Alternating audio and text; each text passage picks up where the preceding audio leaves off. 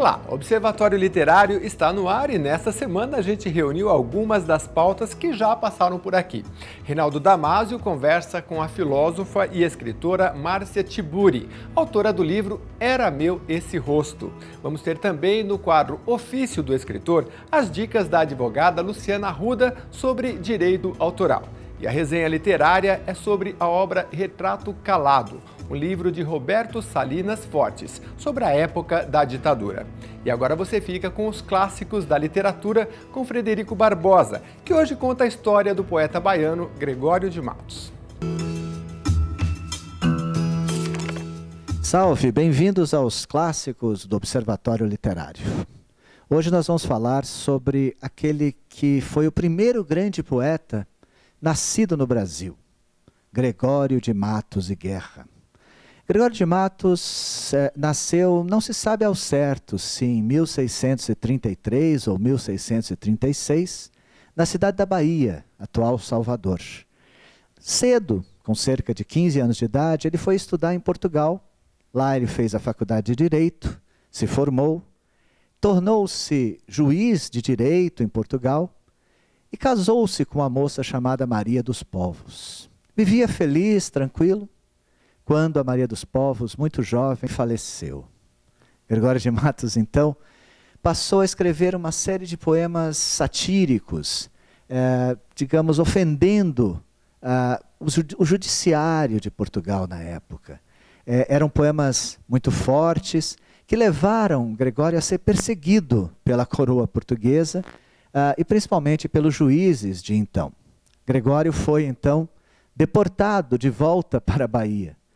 Dizem que foram seus amigos que o colocaram no navio, porque provavelmente ele seria assassinado se permanecesse lá em Portugal. Ele vai para Salvador. Lá em Salvador ele vive uma vida um tanto quanto errante. Ele anda pelo recôncavo baiano tocando uma viola.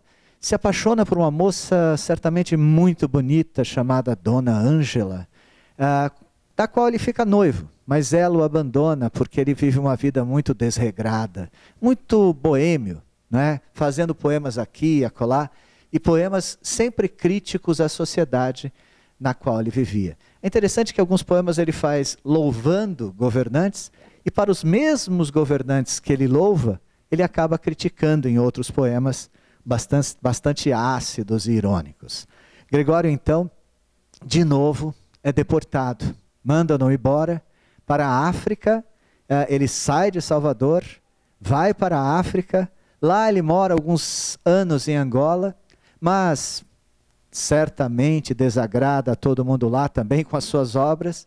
As pessoas acabam não gostando muito do que ele escreve. E ele é degradado de novo, mas agora, para onde mandá-lo? Mandam-no para a cidade do Recife, né? Proibido de voltar a Salvador, proibido de ir a Portugal e proibido de ir para a África sob o domínio português.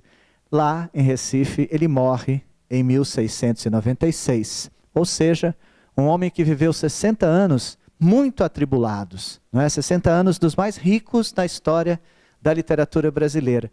E principalmente um homem que deixou uma obra magistral. Curiosamente, ele nunca publicou poema algum. Todos os seus poemas permaneceram na mente, na cabeça do povo da Bahia. As pessoas lembravam um poema, passavam para outra. Era um grande telefone sem fio até o século XX. As obras completas de Gregório de Matos só foram publicadas em 1967 por um grande estudioso chamado James Amado. Aliás, irmão do Jorge Amado. O James Amado acabou de falecer em 2013, o ano passado. E deixou esse legado importante. Ele reuniu tudo que era atribuído ao Gregório de Matos e publicou uma edição das suas obras completas em 7 volumes em 1967. Só então a gente pôde começar a avaliar a grandeza desse poeta tão genial, cuja obra, como eu disse, ficou na mente do povo da Bahia, e se divide em partes muito curiosas. Nós temos uma parte que a gente pode chamar de poesia de circunstância, que são os poemas que ele faz no dia a dia, falando das coisas do cotidiano. E desses poemas de circunstância, nós podemos classificá-los como poesia social e política, poemas em que ele critica a situação política e social da Bahia, como o famoso A Cidade da Bahia, que foi musicado pelo Caetano Veloso. Triste Bahia, ó quão dessemelhante estás, estou do nosso antigo estado. Pobre te vejo a ti, tu a mim empenhado. Rica te vejo eu já, tu a mim abundante. A ti trocou-te a máquina mercante, que em tua larga barra tem entrado. A mim foi-me trocando e tem trocado tanto negócio e tanto negociante. Deste em dar tanto açúcar excelente pelas drogas inúteis que abelhuda, simples, aceitas do sagaz brichote. Oh, se quisera Deus que de repente um dia amanheceras tão sisuda que fora de algodão o teu capote. Temos também a poesia erótico-irônica, uma poesia, digamos assim, bastante forte, da qual nós podemos citar um exemplo, que é aquele poema que ele escreve para uma freira, que satirizando a sua delgada fisionomia, o fato dele ser muito magrinho, fala que ele parece um pica-flor, ou seja, um beija-flor. E ele responde com esses versos tão satíricos e tão conhecidos. Se pica-flor me chamais, pica-flor aceito ser. Mas resta agora saber se no nome que me dais, meteis a flor que guardais no passarinho melhor. Se me dais este favor, sendo só de mim o pica, e mais o vosso claro fica, que fico então pica-flor. Além disso, temos a poesia encomiástica, que são elogios das pessoas grandiosas dessa época, e temos a poesia lírica do Gregório, por outro lado. Poesia esta que pode ser dividida também em 3 partes. A poesia lírica amorosa, no qual se sobressaem os poemas para Maria dos Povos, que foi sua primeira mulher, e para Dona Ângela, que era de uma beleza estonteante. E também a poesia lírica religiosa, que apresenta a religiosidade, muitas vezes bem-humorada até, do Gregório de Matos. E a lírica reflexiva, através da qual ele aborda outros temas que não o amor ou a religião, mas temas da reflexão do ser e estar do mundo propriamente dito. Como um grande poema que é esse Carregado de Mim Ando no Mundo, que é um poema em que ele apresenta essa reflexão sobre ser e estar no mundo e as dificuldades que a gente tem de estar num mundo em que as pessoas são tão malucas. Esse poema serve para a gente hoje em dia e para qualquer pessoa nesse país. Gregório de Matos, um poeta que no século XVII já antecipava muito do que seria esse país hoje. Carregado de mim ando no mundo, e o grande peso embarga minhas passadas, que como ando por vias desusadas, faço o peso crescer e vou-me ao fundo. O remédio será seguir o imundo caminho onde dos mais vejo as pisadas, que as bestas andam juntas mais ousadas do que anda só o engenho mais profundo. Não é fácil viver entre os insanos, erra quem presumir que sabe tudo, se o atalho não soube dos seus danos. O prudente varão há de ser mudo, que é melhor nesse mundo mar de enganos, ser louco com os demais, que só sisudo.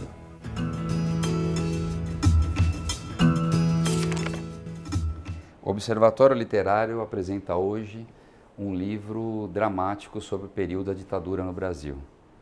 É o relato do professor de filosofia Luiz Roberto Salinas Fortes, Retrato Calado, que registra a sua triste experiência como preso político torturado. Roberto Salinas Fortes era um filósofo, professor da Universidade de São Paulo.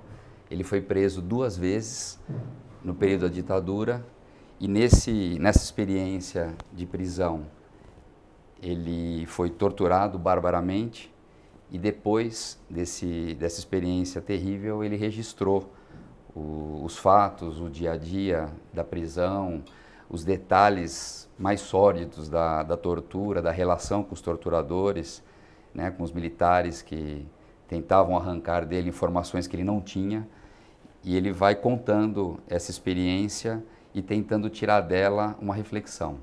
A experiência com a ditadura como torturado, preso, diante daquela situação absurda, vendo seus companheiros sumirem, morrerem e sofrerem ao lado dele nos porões do DOPS, deixou em Roberto Salinas Fortes um trauma muito grande.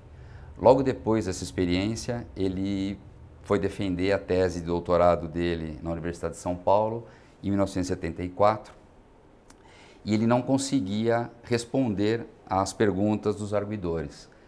Então, isso obrigou que a universidade, excepcionalmente, aceitasse que as perguntas feitas na banca de defesa fossem encaminhadas por escrito para ele posteriormente, e aí ele respondeu por escrito e foi aprovado. Foi uma sessão da defesa de tese muito concorrida, porque na verdade em 74 ainda havia o período, né, da ditadura militar, os militares ainda estavam no poder, ainda havia repressão, ainda havia censura, e foi um fato político essa defesa de tese.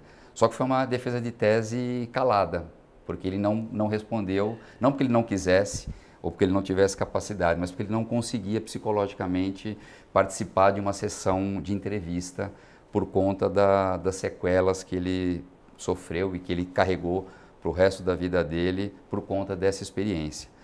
O que impressiona no livro é que, apesar do relato que ele faz ser bastante cru e cruel e doloroso do que ele passou, nessas reflexões que ele procura tirar para entender o absurdo que é a violência militar, a violência contra a liberdade, a violência contra o corpo, né, da pessoa, ele acaba sendo até irônico com a situação e com ele mesmo, talvez como uma forma de defesa diante do sofrimento. No próximo bloco, Reinaldo Damasio conversa com Márcia Tiburi. Eu já volto.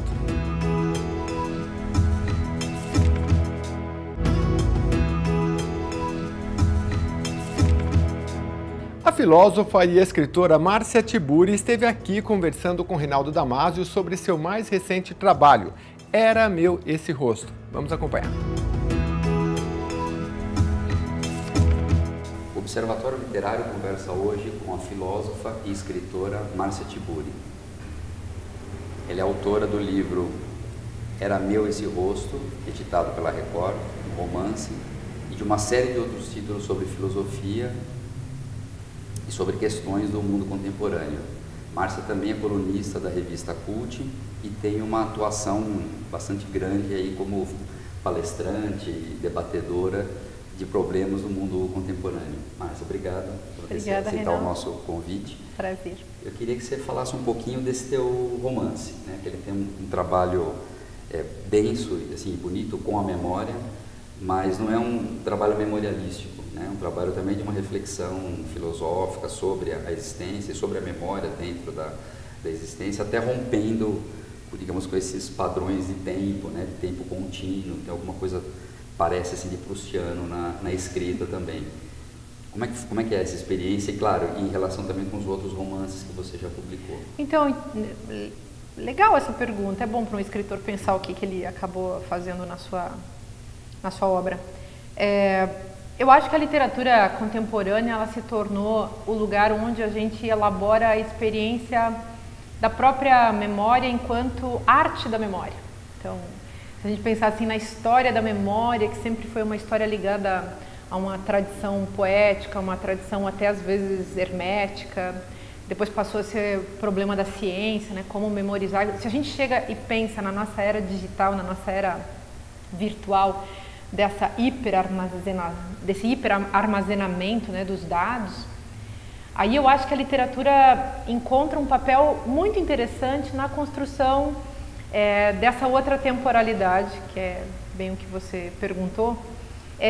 Não no sentido de armazenar dados ou de fazer essa história com H maiúsculo, mas de fazer essa história da rememoração mesmo, da construção do sujeito que se estabelece, que se dá, enfim, que se constrói propriamente no processo de se encontrar com aquilo que ele viveu.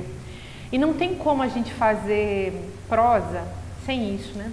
A prosa é um retorno no tempo. Que tempo aí a gente pode se questionar, mas é um retorno, digamos assim, em que memória, ela passa a ser a sobrevivência desse tempo, né? Então, é o renascimento da memória, a salvaguarda da memória. Eu não acho que esse livro tenha a ver com esse tipo de questão, por exemplo, da literatura de testemunho, no sentido de tentar guardar um acontecimento traumático. Mas eu acho que ele tem a ver com essa necessidade de construir um tempo interno, que é o tempo que o escritor compartilha com o seu leitor, né? E eu acho que esse é o lugar da memória na nossa época, esse tempo de recriação. Num tempo, digamos, em que a gente não pode ser mais nada, a gente ainda pode viver a experiência da narrativa, né? E a prosa, essa é a diferença, acho que tem entre também a prosa e a poesia, né? A poesia mexe com os instantâneos e a prosa mexe com esse tempo que se perde, né? Esse tempo que não tem mesmo como a gente recuperar, mas a gente faz o esforço, que aí era o barato do Proust, né? Mas como é que você coloca esse teu romance em relação aos anteriores, né? Então, você acha que tem uma continuidade na tua obra de ficcionista? Eu acho que não, porque eu, em primeiro lugar, comecei a escrever esse romance antes dos outros. Eu comecei esse romance em 98 e terminei ele em 2012. Foi 13, 14 anos escrevendo esse livro. Escrevi muito tempo. E eu fazia, refazia. Foi meu trabalho de Penélope, porque eu escrevia e desmanchava, escrevia mais um pedaço. E eu fui descobrindo também o que podia ser uma narrativa. Isso é interessante para quem vai escrever, pensar. Você vai escrever o seu livro, você vai pensar, você vai decidir, você vai estar envolvido sempre com as escolhas relativas ao modo de narrar. E eu fui descobrindo muita coisa em relação a esse livro.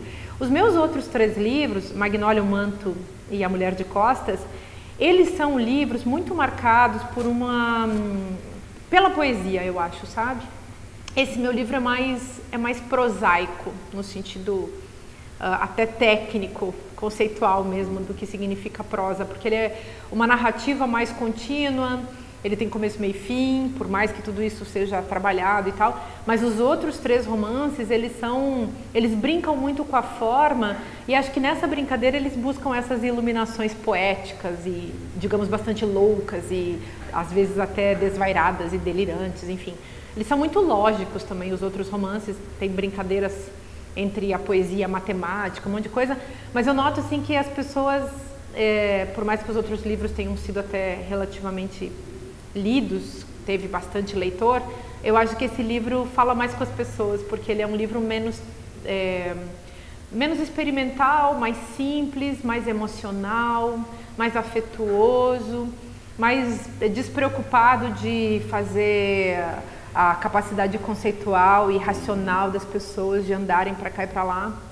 Então, esse livro tem uma coisa diferente. Os outros livros são mais brinquedo, esse livro é mais humano, é mais dramático, é mais triste, é mais trágico, é um livro... Tem uma tristeza aí nesse livro, eu acho também, que as pessoas gostam, sabe? O Donizete Galvão, poeta na orelha, ele chama de memória melancólica, né? Pois é isso, assim, essa melancolia tem a ver com uma experiência pessoal, digamos, que foi traduzida. Aí. Você sabe que eu gosto muito de dar oficina literária, vivo mexendo com a garotada que quer escrever, eu falo para eles assim, gente, se vocês tiverem uma neurose, uma família bem neurótica, uma neurose bem ruim, esse é o ouro do escritor. O pai do Kafka, né? É, o pai do Kafka, como diz o Evandro. E aí, então, esse é o ouro do escritor. Ali onde você sofre, ali está o ouro da narrativa. E eu acho que esse livro mexe com isso, e por isso também eu demorei muito tempo para trabalhar com ele, porque de fato eu usei as memórias da minha família. E eu inventei, claro, aí a memória ajuda a imaginação e a imaginação ajuda a memória. Esse também é o prazer de escrever, que eu acho que está em jogo no processo de escrever, você ter esse prazer de construir caminhos para solucionar problemas, sendo que esses problemas são subjetivos e objetivos, são particulares e são universais. Por isso que a gente consegue também, como leitor, acompanhar uma história, encontrando ali o nosso lugar, sendo que aquilo pode ter sido a fonte que fez surgir aquela narrativa, pode ter sido produzida a partir dos aspectos pessoais da vida do escritor ou não. Eu usei várias coisas da minha memória pessoal, mas da memória da minha família, da memória do meu avô, do meu irmão, do meu pai, de coisas que eu ouvia. E o meu narrador é fotógrafo. E eu acho que o fotógrafo ainda o ato de fotografar, ele ainda é o mais parecido que tem com, das artes existentes, é o que tem de muito, talvez o mais parecido realmente com a literatura, porque a fotografia fica em aberto para você pensar o que aquilo pode significar, né? Então tem esse lugar da imagem, a memória é vivida como experiência de imagem para nós. O Proust, quando narrava a partir de imagens, né? Você pensa quantos escritores fazem isso, são imagens delicadas, sensíveis, sutis, que não nos abandonam, e eu acho que a literatura é o lugar para guardar isso. É interessante que, como você falou das imagens, né, ele carrega o tempo todo essas imagens do passado, digamos, da história da família do personagem, digamos, deslocando da sua família, passando para a família do personagem. Mas, ao mesmo tempo, a narrativa é sempre num presente, como se ele estivesse reconstruindo o próprio presente dele a partir desses cacos aí de memória, né? Exatamente. Tem esse trabalho, digamos, de autorreflexão também do personagem, tem muito com essa isso. História dele, que a história que ele está vivendo. Eu acho que tem um negócio aí interessante também, que é a relação, na narrativa, a relação entre o eu e o tempo. E é claro que a gente que escreve, a gente se constrói nos livros que a gente escreve. E é claro que escrevendo tem um trabalho aí meio, entre aspas, catártico. Você vai se deixando para trás. Você vai deixando para trás as suas dúvidas e as suas certezas, e aquilo que você acreditava e aquilo que você também não acreditava mais. E é como se a obra te libertasse para ir viver uma outra coisa, né? Nessa relação entre a construção reflexiva, né, que é o eu pensando alguma coisa que diz respeito ao mundo e diz respeito a ele. Isso se dá no tempo da narrativa. E o tempo da narrativa está dentro do livro. E o livro, enfim, é um guardador de lugar desse tempo da narrativa que, numa sociedade como a nossa, digamos, num tempo apressado, da hiperprodutividade, da virtualidade, é difícil de segurar, né? Então, a literatura é um lugar para você penetrar você entra mesmo num outro universo, é outro portal que se abre, diferente do portal da internet, por mais que você possa fazer isso também na internet. Mas tem uma solidão, né? Tem um ficar consigo mesmo, tem um processo de subjetivação, no sentido de autoencontro e de autorreflexão, que eu acho que é precioso, que isso está no livro mesmo. Legal. A tua experiência com a filosofia, né? Com o discurso filosófico, com a reflexão e o ensaio, ela ajuda no teu trabalho como ficcionista, complementa, ou enfim, ou faz algum diálogo, ou na verdade são registros diferentes, você separa, distingue essas duas atividades? Eu achava, quando eu fiz a minha trilogia, esses livros anteriores, Magnólia, Mulher de Costas e O Manto, eu achava que era muito separado. Eu achava que tinha um momento racional e um momento, digamos, livre demais, até descontrolado, muito selvagem na coisa que eu escrevia. Com esse livro aí eu já acho, como era meu esse rosto, eu já acho que eu juntei esses dois universos, assim, que a reconciliação entre a emoção e a razão começaram a acontecer de um jeito mais responsável. Tem uma coisa que eu lastimo, assim, eu gostava da minha literatura selvagem. Eu não consigo mais escrever daquele jeito. E quem leu, assim, os meus livros, tem muitas pessoas que gostam muito daquela fase e não gostam tanto desse livro aí. Mas você acha que tem um filtro agora? Pois é, eu não consigo assim, mais. Analítico sobre... Então, eu não sei se é o amadurecimento, os cabelos brancos, assim, não sei se é, enfim, depois dos 40, eu não sei o que aconteceu, sabe? O que aconteceu para a narrativa ter mudado e para o propósito e a intenção que está presente inevitavelmente na narrativa ter mudado. Porque antes eu não escrevia para ninguém ler. E quem lia, para mim, era um milagre. A Magnólia, por exemplo, teve 3 edições, o que para um romance daquele tom, muito, entre aspas, o povo gosta de chamar experimental, embora não sei se esse é um termo bem que designa mesmo o que é aquilo lá, mas para ser um romance assim, até que teve bastante leitor. Mas esse romance, que é um romance mais cálido, mais amoroso, mais familiar, mais... enfim, que carrega esses aspectos todos da melancolia, da tristeza, da dor de existir. E como ele é um romance reflexivo, que faz enfim, na linearidade da própria prosa, né? Você acompanha um acontecimento e você também se modifica no ato daquela leitura. Então eu acho que as pessoas se sentem, digamos assim, pelo menos pelo número de gente que eu vejo lendo, as pessoas que me vêm me dar notícia, eu acho que elas se sentem mais confortáveis, assim. Eu acho que eu pude, nesse romance, inserir na minha narrativa uma questão que é universal e que o meu narrador, que é aí que começa a literatura, né? Quando você encontra um narrador.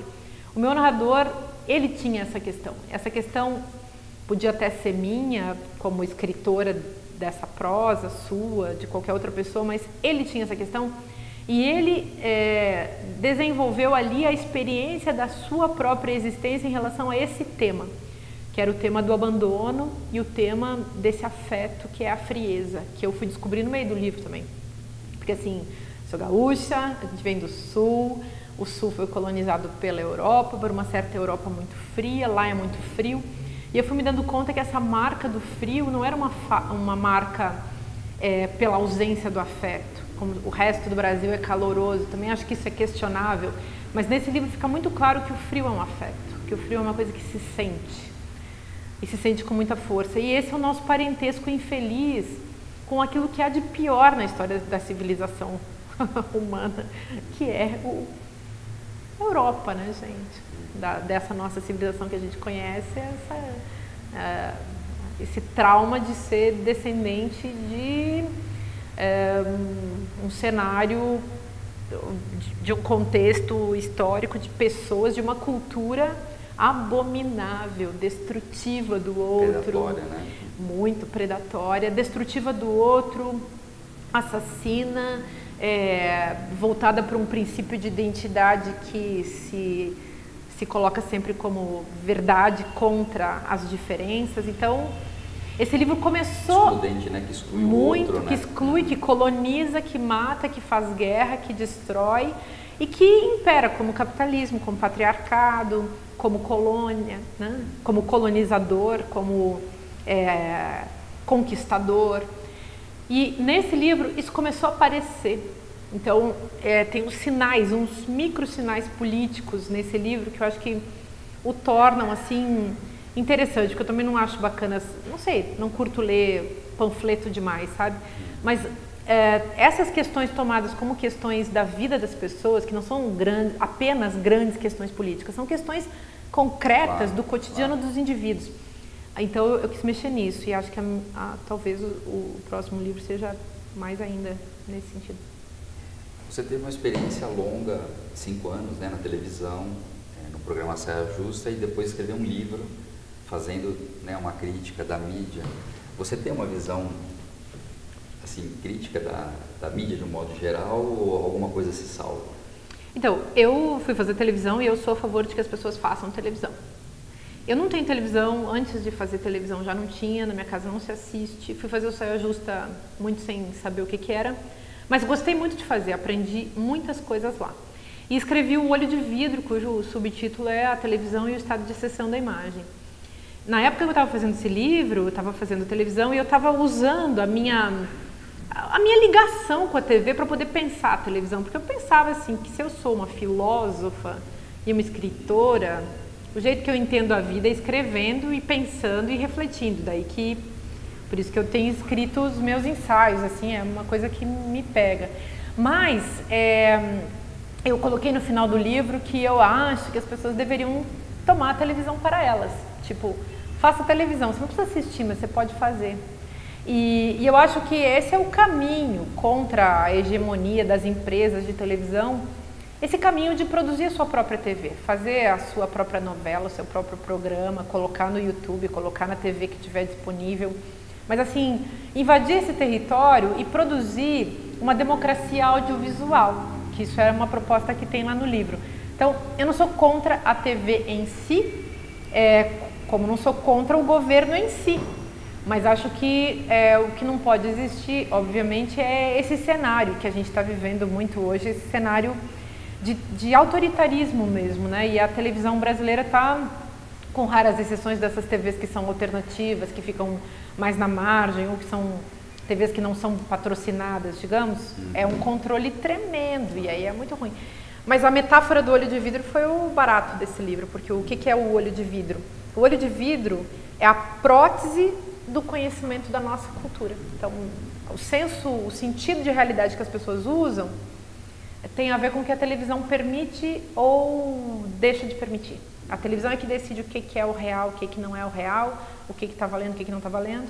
E é óbvio que a gente tem que inserir essa discussão no contexto dessa cultura, da indústria cultural e da sociedade do espetáculo e da sociedade excitada, né, que também é um barato aí que eu acho que vale a pena pensar. Um contexto ao mesmo tempo de hegemonia e de homogeneização, né? Pois é. A produção, a televisão é uma das grandes responsáveis por um tipo de subjetividade que é lixo, né? Que é pura sobra mesmo, que é o que sobrou para você, telespectador. Que as pessoas, digamos, consomem e assumem como verdade. Como né? verdade. Vezes, né? E isso é físico, isso é corporal. É o sujeito na frente da televisão tomando cerveja e comendo pipoca. E isso, enfim, o pobre coitado do telespectador não vai ter tempo de parar para pensar. Esse meu livro teve lá seus leitores, mas não teve muito leitor não, porque o leitor que devia se dedicar a ele está vendo televisão. Não vai se ocupar de entender o olho de vidro que o comanda, né? Então, para a gente encerrar, você comentou agora há pouco que você trabalha muito com oficinas, com cursos, né? Faz parte da sua militância como escritora e intelectual. Você acha que a gente ensina alguém a escrever literatura? Pois é, eu acho que a gente ensina uma experiência, a gente ensina um contato. É a mesma coisa em relação à leitura. Talvez você não ensine ninguém a ler, mas você ensina a pessoa a gostar do livro, a se relacionar com aquela linguagem, a experimentar esses processos. Eu tenho muita fé nisso. Eu dou um laboratório assim que as pessoas ficam trabalhando os seus próprios textos, descobrindo suas vozes, as potencialidades dos seus textos.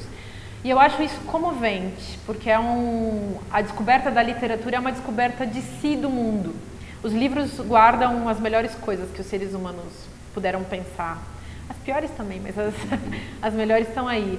É muita coisa que se guarda num livro e eu acho que trabalhar o livro, construir o livro, descobrir o livro, é isso que é possível nesse contexto em que a gente está, na verdade, se ajudando, né? A gente está... Mas o termo militância pela leitura e militância pela escrita, isso aí eu acho que a gente tem que levar adiante também, porque é isso. Ser escritor no Brasil hoje é ser militante da causa literária.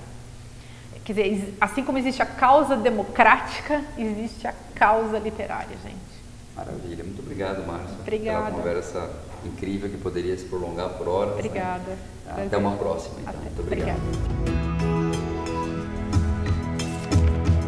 No próximo bloco, a gente confere o quadro Ofício do Escritor, dessa vez com dicas sobre direito autoral. Eu volto já.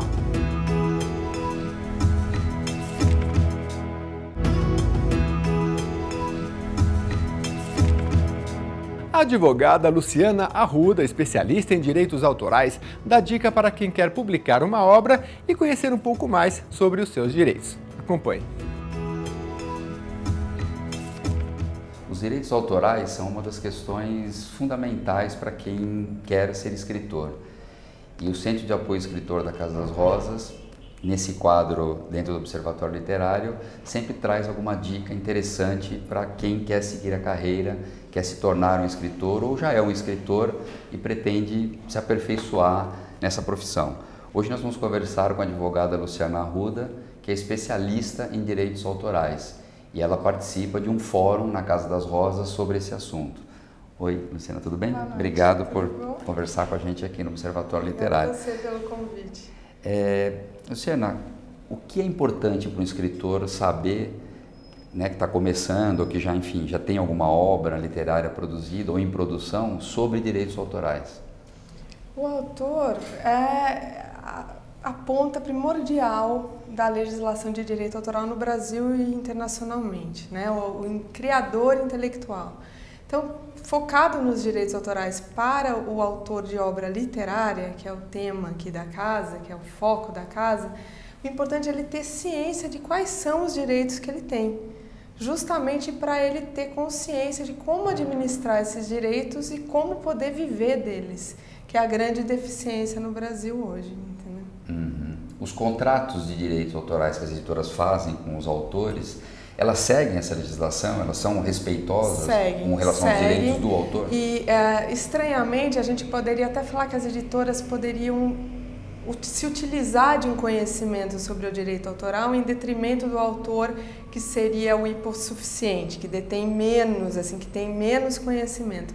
Mas, infelizmente, a realidade no Brasil é que nem editora, nem autor tem consciência do que são esses direitos e como administrá-los. Então, as pessoas vão muito mais de acordo com os parâmetros comerciais que já estão aplicados do que cientes do que eles podem fazer e até onde eles podem chegar. Uma questão que é muito comum, né, nas pessoas que frequentam o espaço da Casa das Rosas e que tem já uma obra, estão fazendo uma obra assim, como é que eu faço para me proteger?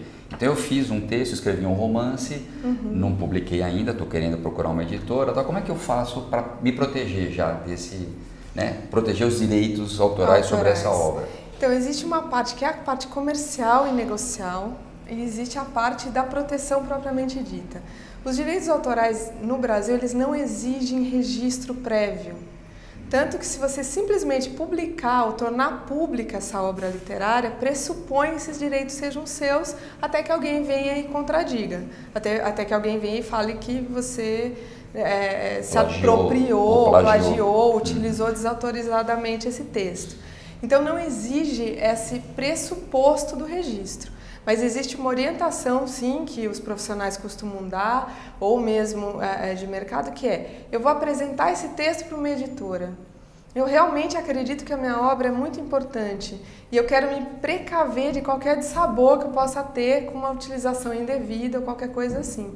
Então existe uma forma de ser registrado previamente, que é na Biblioteca Nacional do Rio de Janeiro, né, que tem uma filial aqui em São Paulo, e você pode fazer esse registro de obra literária não só como obra fotográfica, obra de desenho, nesse órgão, seguindo uma certa burocracia, mas é suficiente. Você registra como autor daquela obra, ela tem essa proteção. Mas na realidade o efeito é: eu fui lá e disse que era autor daquela obra. Eu posso também ter me valido de a obra de outro e fui lá registrar. Então a discussão sempre costuma vir depois, se é que há algum tipo de conflito.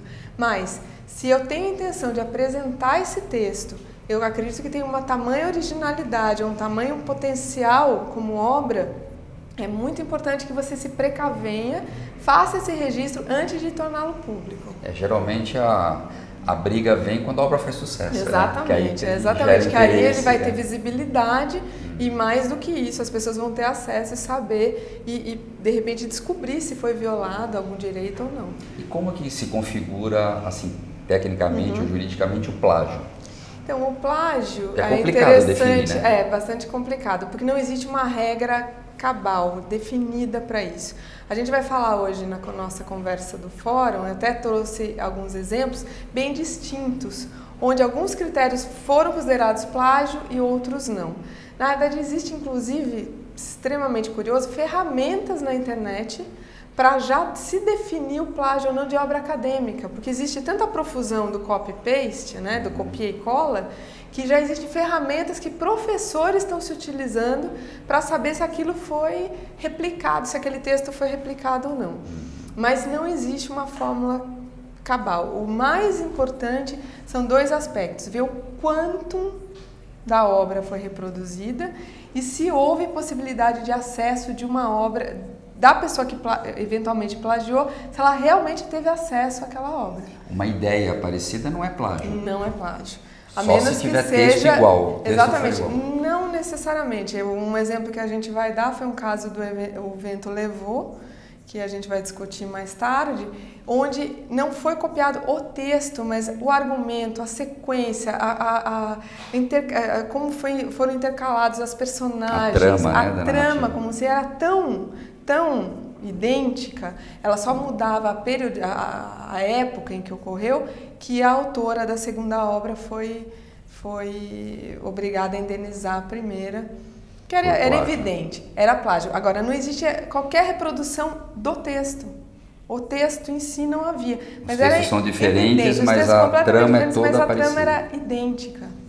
Né? A ordem, a cronologia das histórias, como a colocação das personagens. Então, realmente é muito difícil de um juiz, principalmente, se utilizar. Ele costuma utilizar peritos para isso. Quer dizer que cada caso depende da análise, da comparação. Mas existe uma coisa que é comum em todo ser humano, que é o senso comum. Né? Você fala assim, não, isso é idêntico a isso. É evidente, quer dizer, qualquer um consegue ter esse tipo de julgamento. E o juiz, no caso de um conflito, ele vai se utilizar exatamente desse tipo de julgamento. E no caso das biografias, né, que virou um tema polêmico hoje, a legislação ela protege o uso da imagem ou a exploração, então, digamos assim, da imagem? Essa parte, ela não é regulada pelos direitos autorais. Ela está dentro de outra legislação que é na Constituição Federal, que são os direitos de personalidade.